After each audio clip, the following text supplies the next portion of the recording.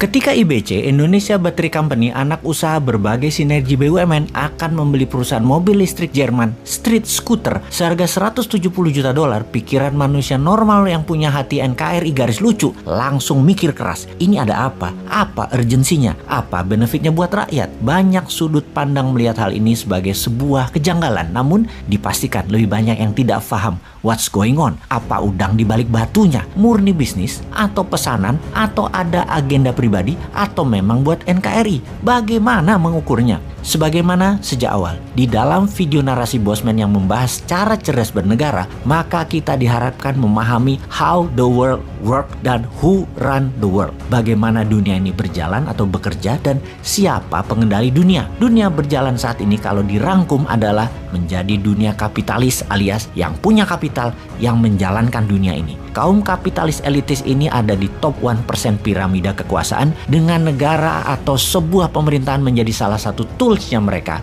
selain mendominasi produk dan mereka mendominasi sistem ekonomi. Kita lebih dalam lagi pembahasannya sekarang. Di dalam wilayah Indonesia kita harus memahami how Indonesia work atau cara bekerjanya pemerintahan di Indonesia dan who run Indonesia. Siapa yang menjalankan atau mengendalikan Indonesia. Cara bekerja pemerintahnya. Untuk rakyat-kah? Untuk golongan atau kelompok-kah? Untuk partai atau politikus-kah? Untuk UKM-kah? Untuk menjadi negara superpower-kah? Untuk selalu pegang kendali pemerintahan dan jabatan-kah? Untuk kepentingan asing-kah? Apapun itu, kita harus simpulkan. Lalu, siapa yang menjalankannya? Yang paling mempengaruhi kebijakan itu siapa? Yang menentukan arah pemerintahan dan jalannya negara itu siapa? Yang mengarsiteki bangunan bernegara itu siapa? Sistem negara atau individu atau kelompokkah yang menjalankannya? Pakai strategi meritokrasi di mana yang menjabat adalah hanya orang berprestasi, atau pakai nepotisme atau kolusi kelompok serta kepentingan keluarga yang menjalankan pemerintahannya saat ini. Kita renungkan kembali dua pertanyaan di awal. Siapa yang menjalankan Indonesia dan bagaimana kerjanya? Sudah bisa kita jawabkah? Kita melihat kepentingan yang lebih besar, yaitu survival of the nation dan nation interest Indonesia saat ini. Apakah akan membuat Indonesia menjadi negara superpower? Apakah membuat Indonesia menjadi berdaulat?